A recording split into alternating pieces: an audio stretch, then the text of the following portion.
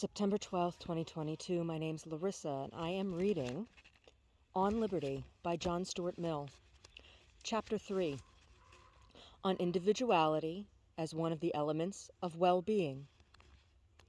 Such being, the reasons which make it imperative that human beings should be free to form opinions and to express their opinions without reserve, and such the baneful consequences to the intellectual, and through that to the moral nature of man, unless this liberty is either conceded or asserted in spite of prohibition, let us next examine whether the same reasons do not require that men should be free to act upon their opinions, to carry these out in their lives without hindrance, either physical or moral, from their fellow men, so long as it is at their own risk and peril. This last proviso is of course indispensable. No one pretends that actions should be as free as opinions. On the contrary, even opinions lose their immunity when the circumstances in which they are expressed are such as to constitute their expression a positive instigation to some mischievous act.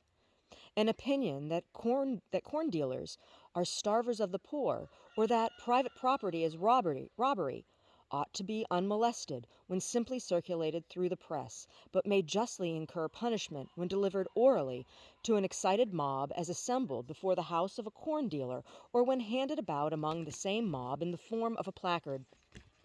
Acts of whatever kind, which, without justifiable cause, do harm to others, may be, and in the more important cases, absolutely require to be, controlled by the unfavorable sentiments, and, when needful, by the active interference of mankind. The liberty of the individual must be thus far limited. He must not make himself a nuisance to other people, but if he refrains from molesting others in what concerns them, and merely acts according to his own inclination and judgment in things which concern himself, the same reasons which show that opinions should be free prove also that he should be allowed, without molestation, to carry his opinions into practice at his own cost. That mankind are not infallible, that their truths for the most part are only half-truths, that unity of opinion, unless resulting from the fullest and freest comparison of opposite opinions, is not desirable, and diversity not an evil but a good, until mankind are much more capable than at present recognizing all sides of the truth, are principles applicable to men's modes of action, not less than to their opinions.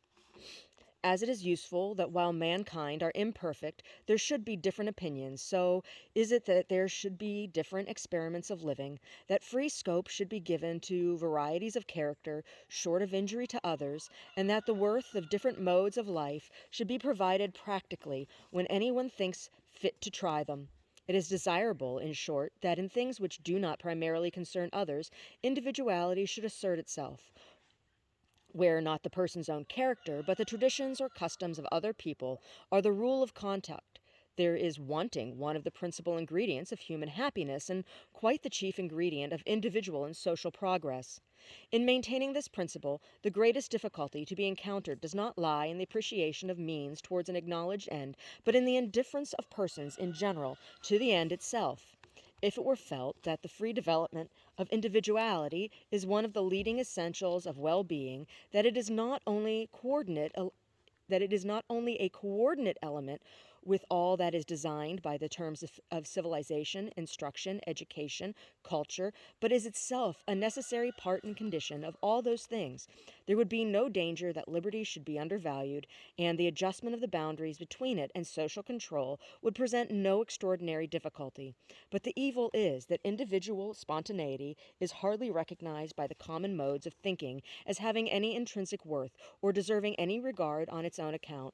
The majority being satisfied with the ways of mankind as they now are, for it is they who make them what they are, cannot comprehend why those ways should not be good enough for everybody, and what is more, spontaneity forms no part of the ideal of majority of moral and social reformers, but is rather looked on with jealousy as a troublesome and perhaps rebellious obstruction to the general acceptance of what these reformers in their own judgment think would be best for mankind. For persons out of Germany even comprehend the meaning of the doctrine which Wilhelm von Humboldt, so eminent both as a savant and as a politician, made the text of a treatise, that the end of man, or that which is prescribed by the eternal or immutable dictates of reason and not suggested by vague and transient desires, is the highest and most harmonious development of his powers to a complete and consistent whole, that therefore the object towards which every human being must ceaselessly direct his efforts, and on which especially those who design to influence their fellow men must ever keep their eyes, is the individuality of power and development, that for this there are two requisites, freedom and a variety of situations, and that form the union of these arise, individual vigor and manifold destiny, which combine themselves in originality. Little, however, as people are accustomed to a doctrine like that of von Humboldt, and surprising as it may be to them to find so high a value attached to individuality, the question, one must nevertheless think, can only be one of degree. No one's idea of excellence in conduct is that people should do absolutely nothing but copy one another. No one would assert that people ought not to put into their mode of life and into the conduct of their concerns any impress whatever of their own judgment or of their own individual character. On the other hand, it would be absurd to pretend that people ought to live as if nothing whatever had been known in the world before they came into it, as if experience had yet done nothing towards showing that one mode of existence or of conduct is preferable to another. Nobody denies that people should be so taught and trained in youth as to know and benefit by the ascertained results of human experience. But it is the privilege and proper condition of a human being, arrived at the maturity of his faculties, to use and interpret experience in his own way.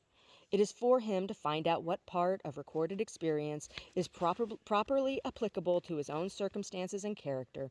The traditions and customs of other people are, to a certain extent, evidence of what their experience has taught them, presumptive evidence, and as such have a claim to this deference.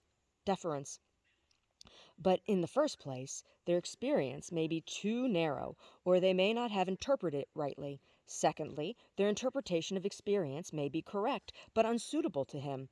Customs are made for customary circumstances and customary characters, and his circumstances or his character may be uncustomary. Thirdly, though the customs be both good as customs and suitable to him, yet to conform or to custom. Yet to conform to custom merely as custom does not educate or develop him in any of the qualities which are the distinctive endowment of a human being. The human faculties of perception, judgment, discriminative feeling, mental activity, and even moral preference are exercised only in making a choice. He who does anything because it is the custom makes no choice.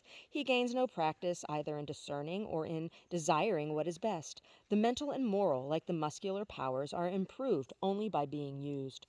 The faculties are called into no exercise by doing a thing merely because others do it, no more than by believing a thing only because others believe it. If the grounds of an opinion are not conclusive to the person's own reason, his reason cannot be strengthened, but is likely to be weakened by his adopting it. And if the inducements to an act are not such as are conscientious to his own feelings and character, where affection or the rights of others are not concerned, it is so much done towards rendering his feelings and character inert and torpid instead of active and energetic. He who lets the world or his own portion of it choose his plan of life for him has no need of any other faculty than the ape-like one of imitation. He who chooses his plan for himself employs all his faculties. He must use observation to see, reasoning and judgment to foresee, activity to gather materials for decision, discrimination to decide, and when he has decided, firmness of self-control to hold his deliberate decision. And these qualities he requires and exercises exactly in proportion as the part of his conduct which he determines according to his own judgment and feelings is a large one. It is possible that he might be guided in some good path and kept out of harm's way without any of these things. But what will be his comparative worth as a human being? It really is of importance not only what men do, but also what manner of men they are that do it. Among the works of man, which human life is rightly employed in perfecting and beautifying, the first in importance surely is man himself. Supposing it were possible to get houses built, corn grown, battles fought, causes tried, and even churches erected and prayers said by machinery, by autonomous, inhuman form, It would be a considerable loss to exchange for these automatons even the men and women who at present inhabit the more civilized parts of the world, and who assuredly are but starved specimens of what nature can and will produce. Human nature is not a machine to be built after a model and set to do exactly the work prescribed for it, but a tree which requires to grow and develop itself on all sides according to the tendency of the inward forces which make it a living thing.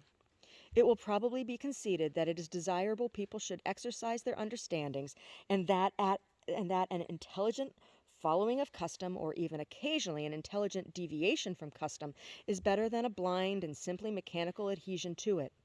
To a certain extent it is admitted that our understanding should be our own, but there is not the same willingness to admit that our desires and impulses should be our own likewise, or that to possess impulses of our own and of any strength is anything but a peril and a snarl.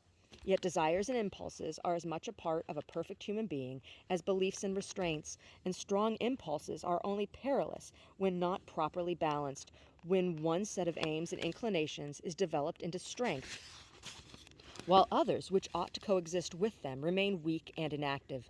It is not because men's desires are strong that they act ill. It is because their consequences are weak. There is no natural connection between strong impulses and weak conscience. The natural connection is the other way. To say that one person's desires and feelings are stronger and more various than those of another is merely to say that he has more of the raw material of human nature and is therefore capable perhaps of more evil, but certainly of more good. Strong impulses are but another name for energy. Energy may be turned to bad uses, but more good may always be made of an energetic nature than of an indolent and impassive one. Those who have most natural feeling are always those whose cultivated feelings may be made the strongest.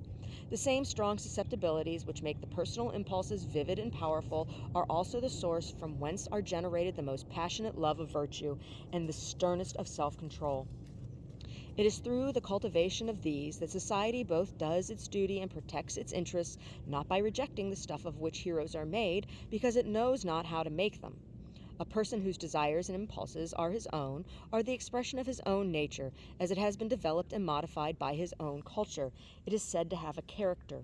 One whose desires and impulses are not his own has no character, no more than a steam engine has a character. If in addition to being his own, his impulses are strong and are under the government of a strong will, he has an energetic character. Whoever thinks that individuality of desires and impulses should not be encouraged to unfold itself must maintain that society has no need of strong natures, is not the better for containing many persons who have much character, and that a high general average of energy is not desirable. In some early states of society, these forces might be, and were, too much ahead of the power which society then possessed of disciplining and controlling them. There has been a time when the element of spontaneity and individuality was in excess, and the social principle had a hard struggle with it. The difficulty then was to induce men of strong bodies or minds to pay obedience to any rules which required them to control their impulses. To overcome this difficulty, law and discipline, like the popes struggling against the emperors, asserted a power over the whole man, claiming to control all his life in order to control his character, which society had not found any other sufficient means of binding. But society has now fairly got the better of individuality, and the danger which threatens human nature is not the excess but the deficiency of personal impulses and preferences.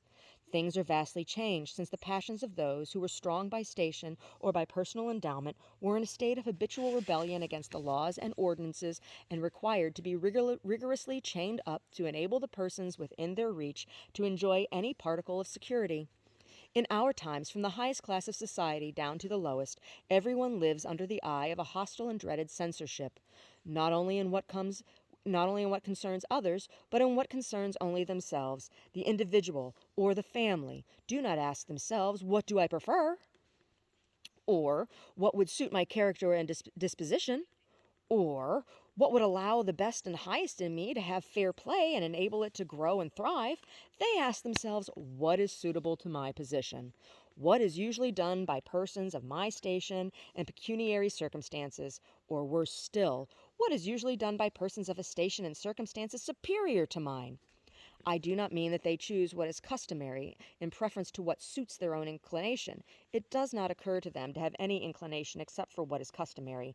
Thus, the mind itself is bowed to the yoke, even in what people do for pleasure. Conformity is the first thing thought of.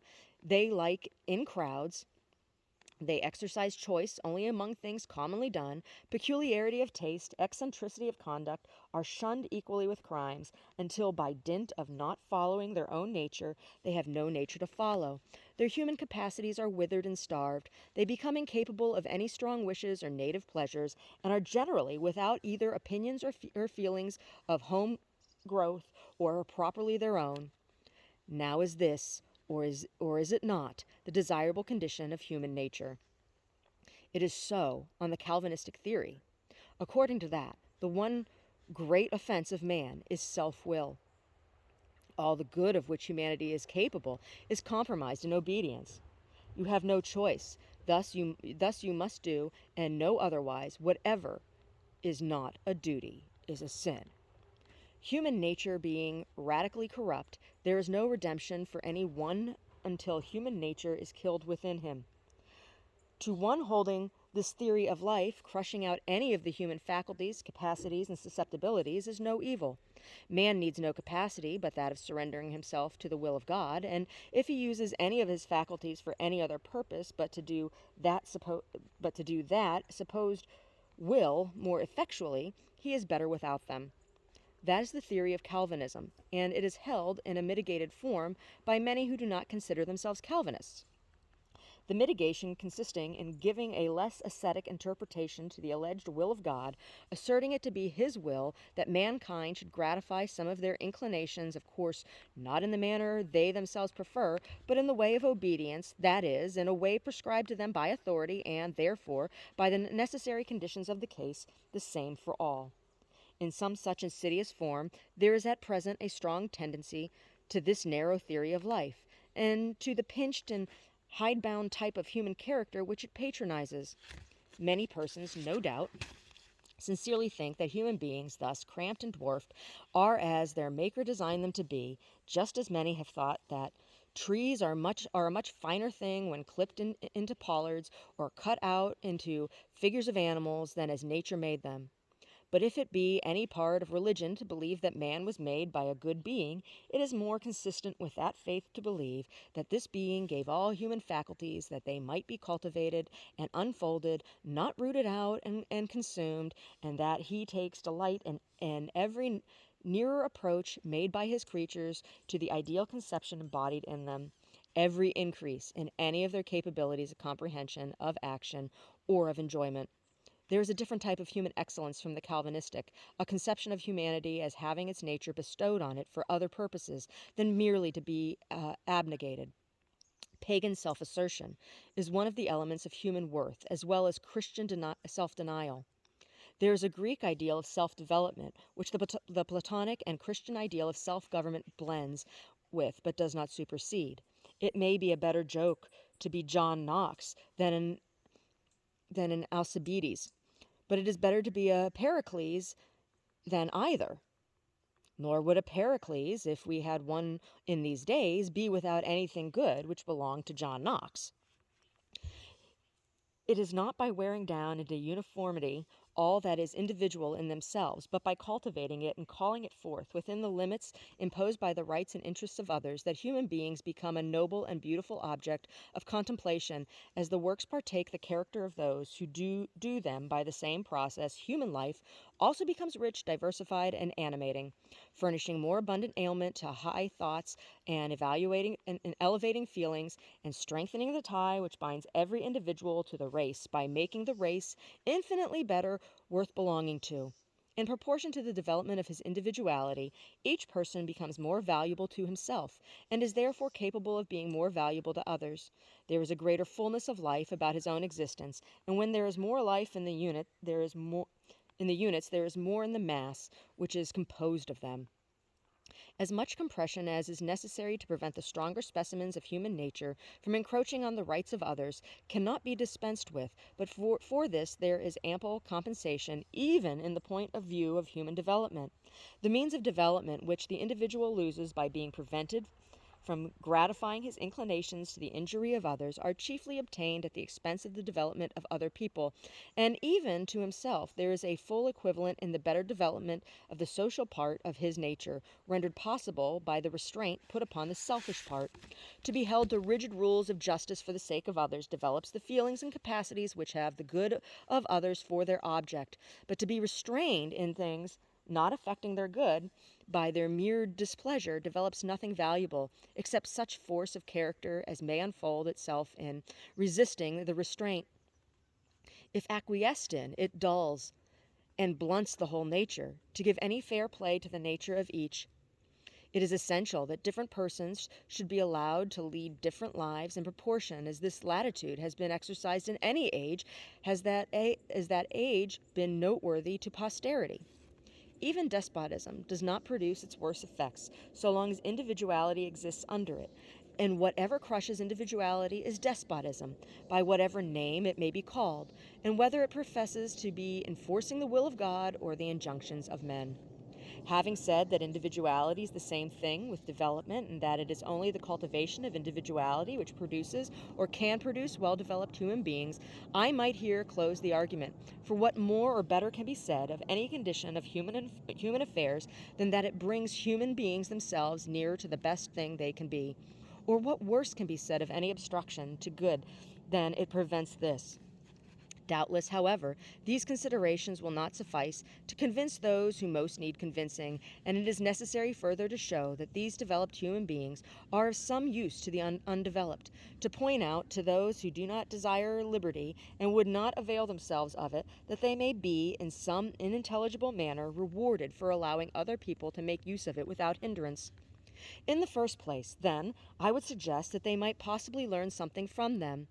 It will not be denied by anybody that originality is a valuable element in human affairs. There is always need of persons not only to discover new truths and point out when what were once truths are true no longer, but also to commence new practices and set the example of more enlightened conduct and better taste and sense in human life. This cannot well be gainsaid by anybody who does not believe that the world has already attained perfection in all its ways and practices. It is true that this benefit is not capable of being rendered by everybody alike. There are but few persons in comparisons with the whole of mankind whose experiments, if adopted by others, would be likely to be any improvement on established practice, but these few are the salt of the earth. Without them, human life would become a stagnant pool. Not only is it they who introduce good things which did not before exist, it is they who keep the life in those which they already existed. If there were nothing new to be done, would human intellect cease to be necessary? Would it be a reason why those who do the old things should forget why they are done and do them like cattle, not like human beings? There is not only too great a tendency to the best beliefs and practices to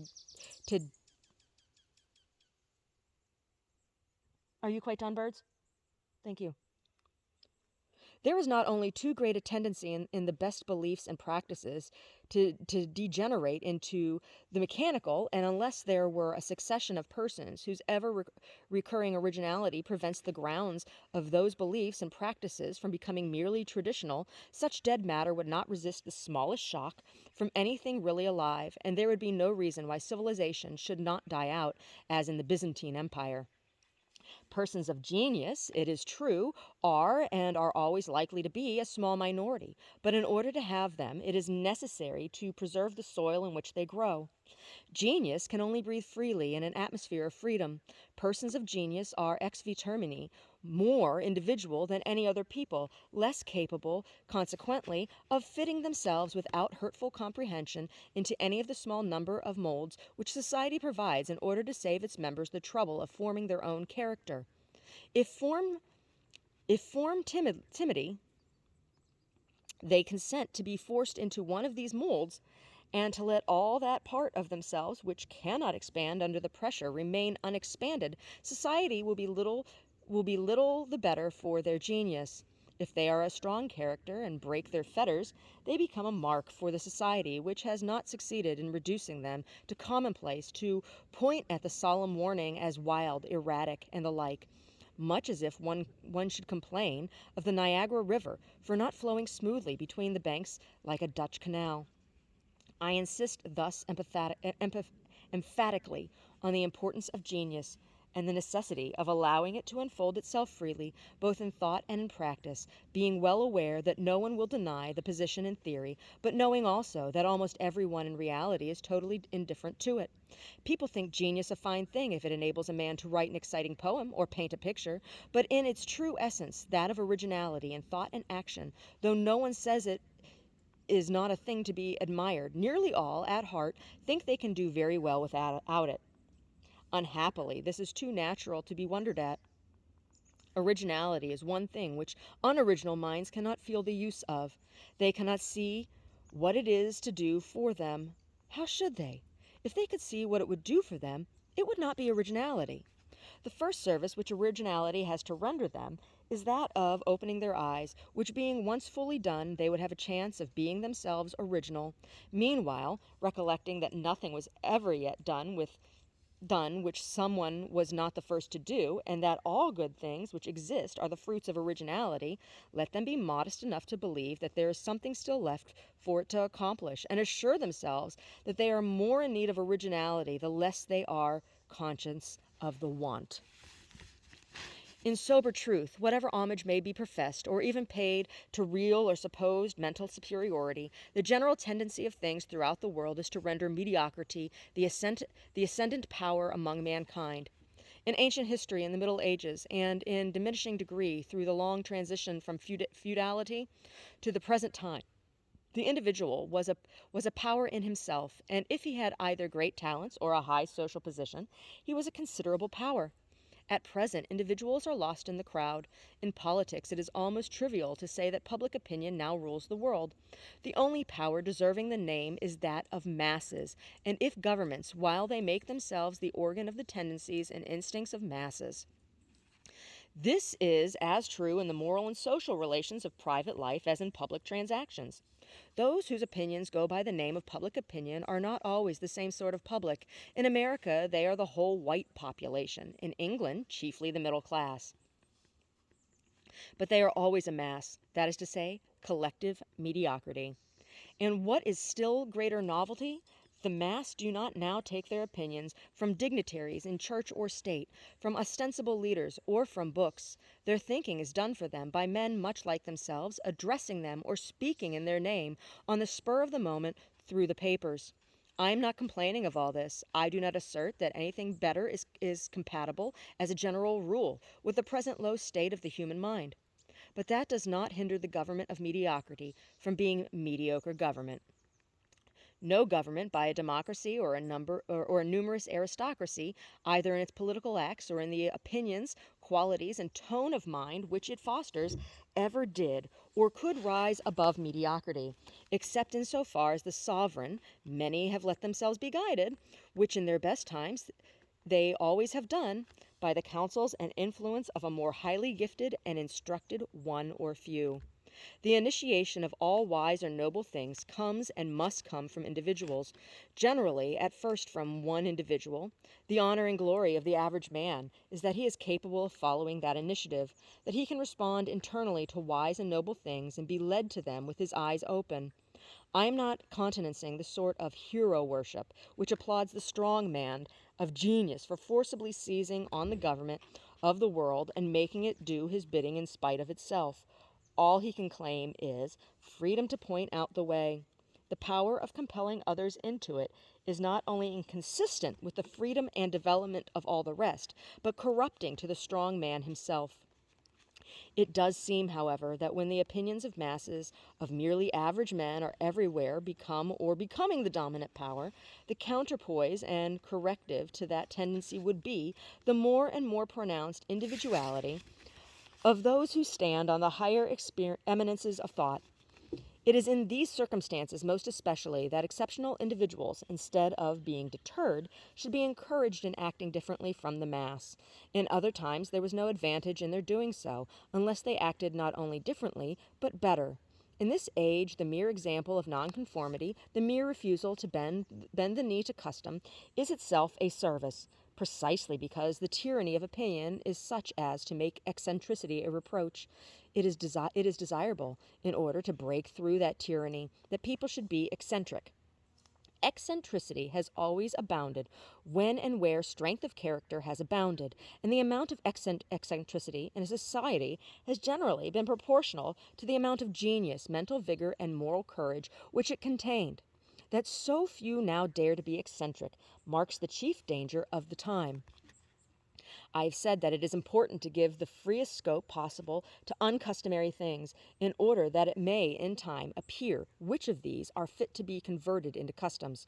But independence of action and the disregard of custom are not solely deserving of encouragement for the chance they afford that better modes of action and customs, more worthy of general adoption, may be struck out. Nor is it only persons of decided mental superiority who have just claim to carry on their lives in their own way. There is no reason that all human existence should be constructed on someone or some small number of patterns. If a person possesses any tolerable amount of common sense and experience, his own mode of laying out his existence is the best, not because it is the best in itself, but because it is his own mode.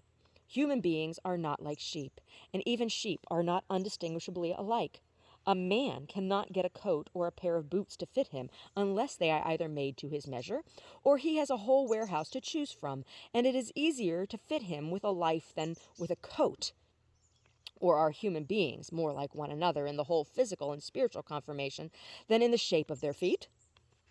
If it were only that people have diversities of taste, that is reason enough for not attempting to shape them all after one model. But different persons also require different conditions for their spiritual development, and can no more exist healthily in the same moral than all the variety of plants can in the same physical atmosphere and climate. The same things which are helps to one person's toward the cultivation of his higher nature are hindrances to another. The same mode of life is a healthy excitement to one, keeping all his faculties of action and enjoyment in their best order, while to another it is a distracting burden, which suspends or crushes all internal life. Such are the differences among human beings in their sources of pleasure, their susceptibilities of pain, and the operation on them of different physical and moral agencies, that unless there is a corresponding diversity in their modes of life, they neither obtain their fair share of happiness nor grow up to the mental, moral, and aesthetic stature of which their nature is capable. Why, then, should tolerance, as far as the public sentiment is concerned, extend only to tastes and modes of life which extort acquiescence by the multitude of their adherents? Nowhere, except in some monastic institutions, is diversity of taste entirely unrecognized. A person may, without blame, either like or dislike rowing or smoking, or music, or athletic exercise, or chess, or cards, or study, because both those who like each of these things and who dislike them are too numerous to be put down. But the man, and still more the woman, who can be accused either of doing what nobody does, or of not doing what everybody does, is the subject of as much depreciatory remark as if he or she had committed some grave moral delinquency. Persons required to possess a title or some other badge of rank, or the consideration of people of rank, to be able to indulge somewhat in the luxury of doing as they like without detriment to their estimation. To indulge somewhat, I repeat, for whoever allow themselves much of that indulgence incur the risk of something worse than disparaging speeches. They are in peril of commission lunatico, de lunatico, or of having their property taken from them and given to their relations. There is one characteristic of the present direction of public opinion peculiarly calculated to make it intolerant of any marked demonstration of individuality. The general average of mankind are not only moderate in intellect, but also moderate in inclinations. They have no tastes or wishes strong enough to incline them to do anything unusual, and they consequently do not understand those who have, and class all such with wild and intemperate, whom they are accustomed to look down upon.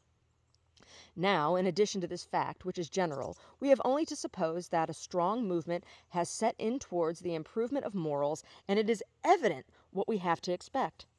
In these days, such a movement has set in, much has actually been effected in the way of increased regularity of conduct and discouragement of excess, and there is a philanthropic spirit abroad, for the exercise of which there is no more inviting field than the moral and prudential improvement of our fellow creatures. These tendencies of the times cause the public to be more disposed than at most former periods to prescribe general rules of conduct and endeavor to make every one conform to the approved standard. And that standard, express or tacit, is to desire nothing strongly. Its ideal of character is to be without any marked character, to maim by compression, like a Chinese lady's foot, every part of human nature which stands out prominently and tends to make the person markedly dissimilar in outline to commonplace humanity. As is usually the case with ideals which exclude one half of what is desirable, the present standard of approbation produces only an inferior imitation of the other half. Instead of great energies guided by vigorous reason and strong feelings strongly controlled by a conscientious will, its result is weak feelings and weak energies, which therefore can be kept in outward conformity to rule without any strength, either of will or of reason. Already energetic characters, on any large scale, are becoming merely traditional. There is now scarcely any outlet for energy in this country except business. The energy expended in that may still be regarded as considerable. What little is left from that employment is expended on some hobby, which may be a useful, even philanthropic hobby, but is always some one thing, and generally a thing of small dimensions. The greatness of England is now all collective, individually small. We only appear capable of anything great by our habit of combining, and with this our moral and religious philanthropists are perfectly contented. But it was men of another stamp than this that made England what it has been, and men of another stamp will be needed to prevent its decline. This despotism of custom is everywhere the standing hindrance to human advancement, being in unceasing antagonism to that disposition to aim at something better than customary, which is called according to circumstances the spirit of liberty, or that of progress or improvement. The spirit of improvement is not always a spirit of liberty, for it may aim at forcing improvements on an unwilling people, and the spirit of liberty, in so far as it resists such attempts, may ally itself locally and temporarily with the opponents of improvement. But the only unfailing and impermanent source of improvement is liberty, since by it there are as many possible independent centers of improvement as there are individuals. The progressive principle, however, in either shape, whether as the love of liberty or of improvement, is antagonistic in the way of custom, involving at least emancipation from that yoke, and the contest between the two constitutes the chief interest of the history of mankind. The greater part of the world has, properly speaking, no history, because the despotism of custom is complete. This is the case over the whole East. Custom is there, in all things, the final appeal, justice and the right mean conformity to custom, the argument of custom. No one, unless some tyrant intoxicated with power, thinks of resisting, and we see the result. Those nations must once have had originality. They did not start out of the ground populous, lettered and versed in many of the arts of life. They made themselves all this, and were then the greatest and most powerful nations in the world. What are they now? The subjects or dependents of tribes whose forefathers wandered in the forest when theirs had magnificent palaces and gorgeous temples, but over whom custom exercised only a divided rule with liberty and progress? A people, it appears, may be progressive for a certain length of time and then stop. When does it stop? When it ceases to possess individuality. If a similar change should befall the nations of Europe, it will not be in exactly the same shape.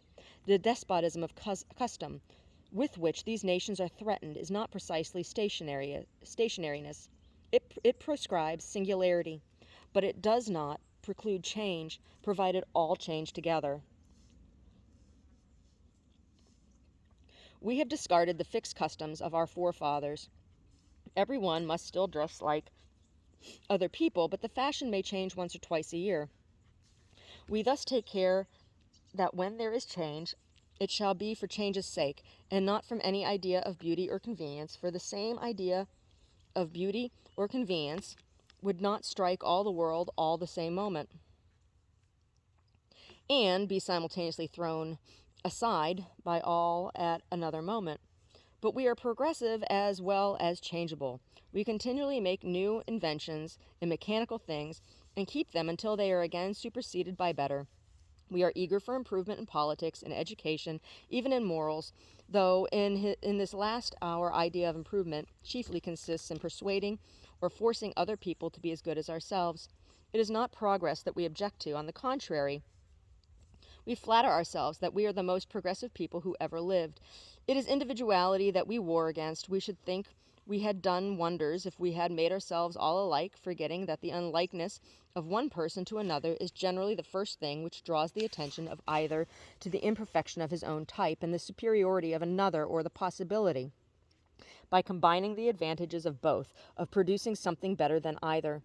We have a warning example in China, a nation of much talent and, in some respects, even wisdom, owing to the rare good fortune of having been provided at an early period with a particularly good set of customs, the work, in some measure, of men to whom even the most enlightened European must accord, under certain limitations, the title of sages and philosophers.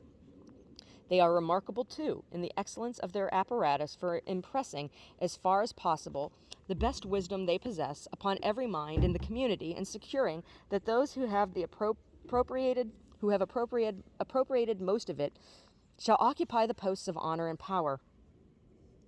Surely the people who did this have discovered the secret human progressiveness that must have kept themselves steadily at the head of the movement of the world. On the contrary, they have become stationary, have remained so for thousands of years, and if they are ever to be farther improved, it must be by foreigners.